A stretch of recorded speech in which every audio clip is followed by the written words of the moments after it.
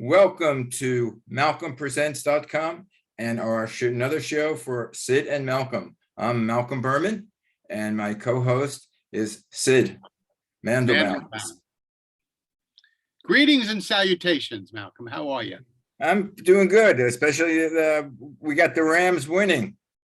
Finally. Yeah, I was actually rooting for the Bengals because the Rams paid a lot of money for superstars, and the Bengals had just an average team that played better than they should play. So it made it a competitive game. Wasn't until the last 2 minutes that it was decided. I don't know. It's as far as professional sports now, it's a money game. It's who could buy who. It's not like when we were kids or I was a kid. You know what?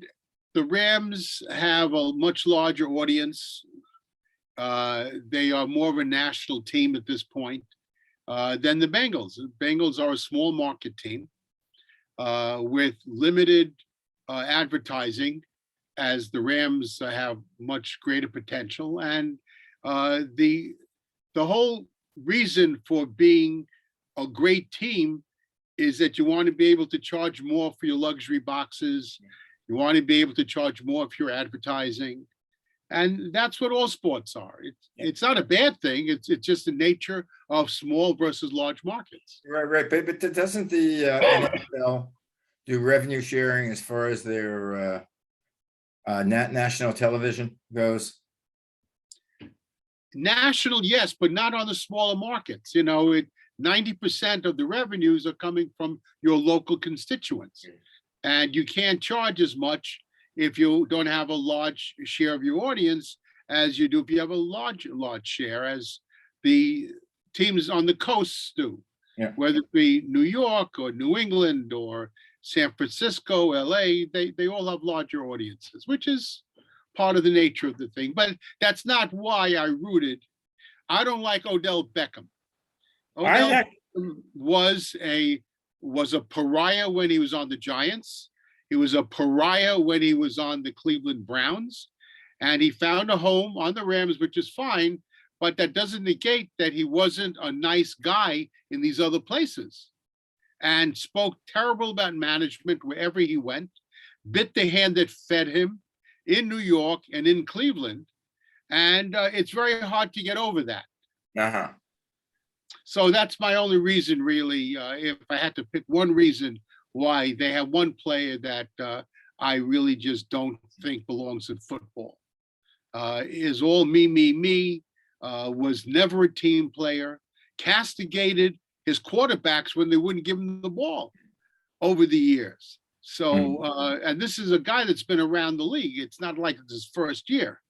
Yeah. But that being said, it was a competitive game. I did not have a lot of skin in the game because they were not my teams. But we have a couple of things that have happened over the last couple of weeks that I think are very important for our future. One of them is that I've been recontacted by a hospital chain called something East, Northwell Health. Northwell, yeah. Northwell Health has reached out to us and now want to continue a relationship to see if we could start veteran farmers markets in other places, notably a hospital that they own called Long Island Jewish Valley Stream. And they're very interested now in going forward, and we're going to have some subsequent meetings set up. So that's number one. Number two, I was reached out yesterday by a foundation for a company called DoorDash. They're a food delivery system that is based, I think, in San Francisco. I think they have a presence in Los Angeles. They're like Grubhub, which delivers food, DoorDash. Yeah, it sounds familiar. So what they researched us and reached out, and we have a meeting with them tomorrow to see they have thousands of volunteers that would like to do community service work. And we have thousands of clients that we would like to offer the ability of having food that they have prepared but not served, picked up and delivered to agencies that we would vet and continue to vet. And to be a partner of Rock and Wrap It Up is more of a labor of love for us, because we're trying to protect the people that are on the line waiting for food. So if you want to be a partner of our charity and you're an agency that gives food out, the first thing is that we ask that you have a health certificate issued by a local municipality, so we know that you're handling food safely.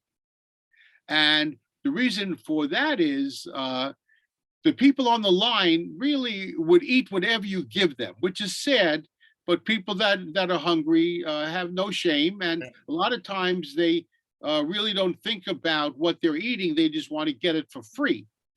We have to protect them. And one of the things that Rock and Wrap It Up does is, by making sure that the agencies know how to handle food, there is a much smaller chance for those people that we're feeding to become ill. Number two, what ties together working with Northwell Health is we're developing a 1 or 2 page document that will talk about basic nutrition.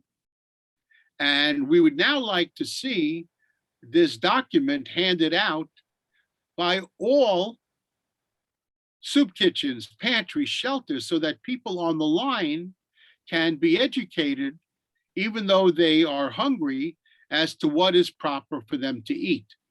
And as we get older, this is even more important to us now, especially during the time of COVID and other illnesses. People can protect themselves from becoming ill by having a stronger immune system. Many people that succumbed to COVID had compromised immune systems. Many of them suffered from other illnesses that made the virus more virulent than it was in other people. So the more we could do to build up people's immune system through normal diet, the more we are able to prevent future fatalities, future people going into hospitals, by having a better nutrition and a stronger immune system. Working with Northwell Health will hopefully make that happen. And then working with DoorDash will allow us to grow a lot of the things that we're working on. Do you think people have a basic lack of knowledge about nutrition and what food is good and not good? I'm not talking about specifically, but again, I grew up in an era that spoke about the food and nutritional value of food since I've been a teenager. That it's no good to have too much fried food, to have too much meat, to eat junk, to eat too much sugar, to smoke, to be overweight. I grew up like this. Everybody's been impressing that upon me since I've been early teenager. Do you think people have a lack of knowledge or lack of will to do it? Both. I would say the lack of knowledge sometimes comes from the environment that they're living in. People that are on the edge of poverty tend to eat more fast foods. And they, as a group, even though fast foods tend to list the ingredients that are in them, the amount of carbs and proteins and fats, the reality is that fast food is not as good for you as a prepared meal that has better nutrients in it. I believe that as people get older, they fall into habits and they fall into likes and dislikes. Many people that are dependent on others to cook for them, those people that might be in home care, people taking care of them that are family members, are beholden to what those people eat and may not necessarily be giving them the right kind of nutrition. I believe also that people like to eat stuff that tastes good. And they sometimes say, well, I'll start eating better tomorrow or the next week or the next month. And we want to at least offer alternatives for them. You can't make people do anything. But if you educate them later on in life, maybe it'll sink in because they're thinking of death. When you're a teenager or when you are young in your 20s and 30s, death is not around you. When you are over 70, as you and I are, we have people die every month that we knew. And death is around us differently. And we would rather, live forever or die in the attempt, if possible. That's my father's line, not mine. Yeah. And I believe that as you get older, you may become more fertile ground for learning about nutrition, whereas you are younger, you're not. And also, as we get older, the reality is biology sets in. Things go wrong with you that you have no control over genetically. Really? I didn't know that. Not at all. And because of that, if we could offer some suggestions, I'm not going to say alternatives, but make some suggestions of maybe it's one or two things you could change once a month and say, I'm going to eat a little less of this and I'm going to eat a little bit more of that. And do every month, see if that could alter, because things that you tend to eat, you eat all the time. If you like ice cream, you're going to keep ice cream in the house. If you drink a beer or a wine with a meal, you're going to drink a beer and wine with a meal. I'm not saying to stop any of that. I'm saying to add things that maybe can temper that.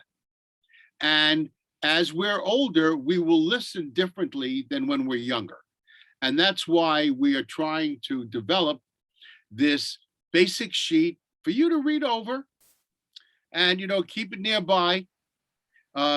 Maybe connect it to something, put it on your refrigerator with a magnet. We have on our refrigerator a line by Kate Moss, and it basically says, nothing tastes as good as skinny feels. Could you interpret that? And that is a Kate Moss line. Mhm. Basically, it's on our refrigerator to say, if you really want to think thin, you can't think of anything that tastes good, because that'll get in the way. That'll cause a speed bump from you becoming a less of a weight for you. And most people tend to be heavier as they're older. And if you could reduce a few pounds in your 60s and 70s, it is very, very healthy. That's something which I think is a misnomer, that healthy foods don't taste good. I mean, I have my wife does almost a new recipe almost every night, and most of it is healthy, and it's fresh vegetables and sauces and some meats, but fish, and it tastes good. It's not that it doesn't taste good. And if it's too bland, I put the sriracha sauce on it, hot sauce or Tabasco, and it tastes good. The thing which I find is hard to stop is for me, for sweets, for cookies and not so much candy, but cookies and cake. I tend to keep on my desk a half dozen snacks. And by having that many on my desk, I don't eat any of them. I look at them. I have Palm Crisp Snap Mix. I have Crunchy Cheetos. I have Wisp Parmesan, Bacon Cheddar Crisps, M&Ms, 2 different types of popcorn. And I look at it and I don't eat it. But it's there if I want it. And that's my personality. If there's an old line by Jerry Garcia, you know what he used to say? Tell me. Too much of everything is just enough. Interesting. Yeah. And I have too much of everything here, and it's just enough for me not to eat it. Now, on occasion, I'll look at it and I'm just in the mood for something sweet, so I take a couple of M&Ms. Or if I want something salty, I have some popcorn here with caramel. If I want something savory, I have these Parmesan, and I have bacon cheddar crisps. And I just like knowing that they're there. It's like money. I was brought up poor, and I love having the knowledge that I have cash in my availability. I keep cash because it makes me feel secure. Do I need the cash? No, because I can have a credit card, I have a checkbook, but it's something about cash that makes me feel secure. And I never have to worry about anything because I'm at an age that my expenses have dropped down very, very low. Whatever I get from Social Security pays all of my bills. We go out for dinner. We used to go out 3, 4 nights a week. Now we go out twice a week. I finally am at a point that we have a lot of money. I don't need to spend it. Now, eventually, I'll need it. God forbid I need to go to a nursing institution or I need medical expenses. Well, that's where the money's going to probably go to. I don't want to have my kids have to pay for me. I've already put away money for my wife and I's funerals because that's an expense I don't want my kids to have. These are things, Malcolm, I never thought about 10 years ago. When I turned 60, I'm 70 now, 71, I don't want to be a burden on anyone that I have brought into this planet. And my kids know that. My kids are at a point that they're all off payroll, out of the house. We don't have any concern when it comes to money. And I have to tell you, it changes how you are. Because if you don't have any money needs at all, you tend to become much more global. You think of terms of others. There is a whole group of philosophies by a sociologist named Maslow. And it was the Maslow list of self-actualization. You are completely self-actualized when you don't even think of giving to others. Because that means that you've had every need that you need filled. So I am at that point. I care about others to a point that I don't need anything else. And it comes down to a strange thing also. I hate getting gifts. Hate getting gifts. My belief is if I want it, I'll buy it myself. Right. And a lot of times, people get me stuff, I wind up exchanging it or returning it, which makes me feel bad because somebody got me something, went out of the way to get me something, and yet I'm not satisfied with it. I don't want to tell them that. That's fucked up. You don't want to, if someone's doing something good for you, you want them to feel good that they have done it for you. Right. But that's a fault in me. I like stuff that I get myself, that I made the decision. This is what I want. This is the color, the shape, the size, the item that I've selected. And I buy it. If I want it, I buy it. Yeah, funny. Yeah, I'm like you in a way. I get disappointed in gifts because it's not, I might need it, but it's not exactly what I wanted. It may not be the color that I wanted. If it's clothes, it might not have the fit that I like. If it's gadgets, well, it's not something that I really use. I could have used the other one. Do you return it? Do you return it? Sometimes yes, sometimes no. Okay. And it depends how close the person is to me. If they're really close, like my kids or my wife, I said, hey, this is great. I love it, but I'd rather this and that. It'd be more useful. If it's a relative or a friend, I sometimes put it away. So let me go back to DoorDash, which is why I'm so excited about this. So DoorDash has offered, and this is what the meeting is tomorrow, that if we have opportunities to have food recoveries that we're not right now doing, they have a cohort of volunteers nationally that we could give assignments to and have even more food collected. And this is important to us now because we really are, now that COVID is subsiding somewhat, we are beginning to really grow our position in Hollywood. We have all 8 studios in Hollywood, the biggest ones, and they call us up. And if they're filming in LA or in New York in studios, they have set caterers, and they give us all the food that has been prepared but not served to the cast and to who's ever involved in making that TV and film. And we've been doing this many, many years. We're at a point now that it's going to open up again, and we'll probably have 2-3 times the number of pickups that we've had in the past. And now that we potentially could offer DoorDash the ability of doing the pickups, I can now go to a studio and say, I don't care where in America you're shooting. If there is a DoorDash volunteer, we could always find the place to distribute the food. There's enough agencies nationwide. There's probably 40,000 agencies, most of them faith-based, that are feeding people. That's who feeds the poor in the United States. And by the way, if there's anything I can help you with in that Hollywood area with the studios, let me know, because that's. Oh, you know, absolutely. because I live in Sherman Oaks, right next to Burbank Studios. So I can put you in Universal. touch with Amy Riley, who's been on our program. Yeah, before. Amy, I know. I had. And Amy is the one that runs our studio project, and it's called Project It's a Wrap. And we've been doing that for many, many years. Our first film that we picked up was shot on in the Hamptons, which is at the end of Long Island, Eastern Long Island.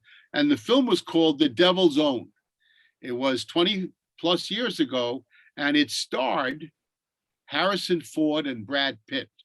I know those names. Brad Pitt was an Irish terrorist, and Harrison Ford was a New York City detective. Yeah, I've seen that one. And we picked up 1,400 pounds of food from 7 different pickups. And that was our first. And that was done many years ago. In fact, out in the Hamptons, there's a newspaper called Dan's Papers. It's been out there about 35 years. And Dan is pretty well known because he was a writer for one of the first underground newspapers in New York. There were 2 underground papers in New York in the 1960s, the Village Voice and the East Village Other. Those were the 2 papers in the mid 60s to late 60s that were the underground revolutionary papers. Village Voice went on to become a little bit more mainstream, and the East Village Other ended. But Dan Retina was the main writer for the East Village Other, and he went on to start Dan's Papers in Southampton, and it's been publishing for 35 years. I happen to have become friends with his sister, who lives in the 5 towns where I live, and Dan was the first writer to write about our program with the Devil's Own, and he published it in the paper. And I was able then to, at that time, I cut and paste his article. I couldn't scan it. I Xeroxed it, and I faxed it all over the country when fax was very, very important. People don't fax much anymore. Yeah, not at all, almost. No, but it was his coverage of the Devil's Own that actually made that happen for us. And now we have done hundreds of movies and TV shows over the last 10 years. And Amy runs that program for us. Now that we potentially could speak to DoorDash about this, we could offer pickups in remote places. I may not have a volunteer in Casper, Wyoming, or in Jackson Hole, Wyoming, but I know that there are pantries there because they've spoken to me. Now we may be able to have a much larger database to work with because of this opportunity that will be in front of us. Yeah, So that's truly exciting.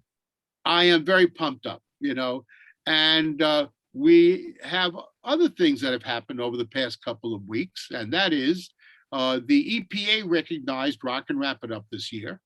And it goes back a year ago because they didn't give awards out in 2021. But all the people that we submitted in 2020 have been recognized, and we have a national winner of the APA Food Recovery Challenge, and that is Chipotle. Chipotle in the 5 towns has been donating food to us, and I submitted to the EPA the pounds of food for their size operation, and they were given a national award by the EPA, as were locally here. That was a national award, but we had 4 regional awards, and that's for Region 2, which is the state of New Jersey and the state of New York, and that was the New York Yankees, Costco of the 5 towns, Panera, which is another national organization of the 5 towns, and Crawford's, which is a local donut shop that makes sandwiches, and a bakery here, Wall's Bakery. So we have all of these that we're going to be given certificates of appreciation. And we had a nice thing happen. I just received this today from the state of New York. We were recognized by the New York State Legislature. We received this citation. You could see it, but it's signed by New York State Representative Assemblywoman Missy Miller. And this congratulates us, Rock and Wrap It Up, for the 2021 EPA Food Recovery Challenge Award winner. Fantastic. Congratulations. And this is what we're able to give to our partners. So yesterday, Diane and I went on and we photographed all of the winners that were regionally, and we sent it into a local newspaper that is going to do an article this week. So we're pretty pumped up. And this stuff is going on all the time, Malcolm. So Yeah. 2 things. Number one, could you send me a copy of the article? yes, And now just being, I know it's a little selfish, but promote the fact that you do have a internet show. I'm now. yeah, I haven't done it in the past couple of weeks, but I didn't receive your program from last week. Maybe it wasn't in good shape, but this one has been, I don't want to give us a Kanahara, as they say, but we done good. Yeah, so far it's fun. No, Internet-wise. did you change machines or change? Yeah, no, you didn't No, change. but what we did was we restarted a couple of times the internet connection. And I've had no problems this week Fantastic. at all. And hopefully it'll be this way, because there's nothing more annoying when the sound goes off. Yeah, or all of a sudden, or them, yeah, and it's free. I hate that. So, And there's nothing I could do about it. no. So this is what we've had this week. It's been a big week, but every week with us is a big week. We're a national organization. Shit happens all the time. Good and bad. Now the big question: what did you think of number one, the halftime of the Super Bowl? That's interesting. You know what? I had mixed feelings. I am not a big fan of Snoop because a lot of the rappers, and he being one of them, have been very anti-police, which bothers the shit out of me. And I was very surprised that Goodell included Snoop in that. I am a fan of Eminem, and I've seen him at Jones Beach over the years. I liked his movie 9 Mile that he starred in. But all in all, anyone that is anti-police to me should not be on a national stage. And I have another problem with Dr. Dre, who I have met over the years. I'll tell you a really interesting Dr. Dre story. I served as Human Rights Commissioner for 23 years, from 1986 till around 2010. And in 1987, my first year as commissioner, for Martin Luther King weekend, our Nassau County Human Rights Commission participated in something called the Martin Luther King Birthday Celebration Weekend. And in that weekend, for the first time, Nassau County put together at Nassau Coliseum, which holds 20,000 people, a high school basketball tournament. And it was in honor of MLK Jr. And we had 2 teams from Queens, Jamaica High School, and Springfield Gardens High School, and 2 teams from Nassau County, Freeport High School and Hempstead High School. And the teams were going to play each other. And we had it on a Sunday afternoon. About 10,000, mainly kids, came. I was dressed up. My wife, at the time, we had 3 young children, girls under the age of 7. And I'm dressed in my suit representing the commission. I was the only white commissioner. 2 or 3 other Black commissioners came. And we all sat together. And at the intermission, they said, we have a brand new band that is going to be playing. They're not signed yet, but they're going to perform during the intermission. Public Enemy. And this band played, and it was anti-police, anti-white. And all the lyrics were not pleasant lyrics to listen to. Once the band ends, for whatever reason, a fight breaks out between all of the supporters of the Queens teams and all of the supporters of the Nassau County teams, and we couldn't run the second set of games. We had to evacuate Nassau Coliseum. Police ambulances were called, police were called, and it was a complete chaos. I spent the next 3 hours calling New York Times, Newsday, Daily News, New York Post to keep the riot out of the newspapers. And we succeeded.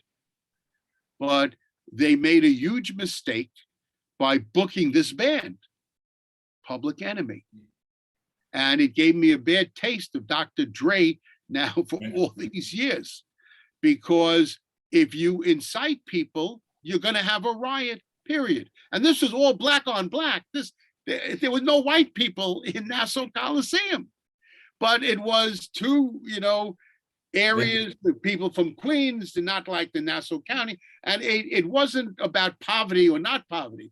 It was just about tribes.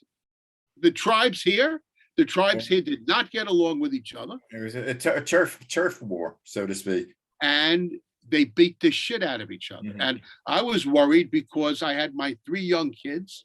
And, and people surrounded us because they would have attacked me just because I'm white at that time. And the other commissioners made sure that we did not have a problem. Interesting story. This happens. It's happened 1,000 times in other places when you had, and this is not now, but for the last 15 years, from 1990 to 2005, wherever you would have rap concerts, you would have shootings. Yeah, which is funny because I was at with my family. Yeah, listening to the game, and so I'm sad to say, well, I'm not sad to say, but I'm like right now, since a few members passed, a few family members of my in-laws has passed from COVID, I am now senior member of the family. Wow. But a lot of it, as you know, I married a woman that was younger than me. So a lot of my cousins are in their 20s, 30s, maybe early 40s. So they were at the, we were at the game, listening to the game together at my brother-in-law's house. So when the Dr. Dre got on, all of them knew the lyrics. It was amazing. They stood up and cheered. I didn't know a single lyric. Right. I knew some of the songs. I was not happy with Eminem taking the knee. I thought that was bullshit. Well, and the NFL should not have allowed it. And the NFL backed down. At the beginning, they said they didn't know about it. But then they said, oh, we sat on the rehearsals. We knew he was going to take a knee. Which is bullshit. Then I didn't know, but don't bring politics like that involved. That's my feeling. But you know something? Well, you know the lawsuits against the NFL because of the coaches and right. So there is a lot of prejudice. I will say this: the league is 75% Black. Their players. The players.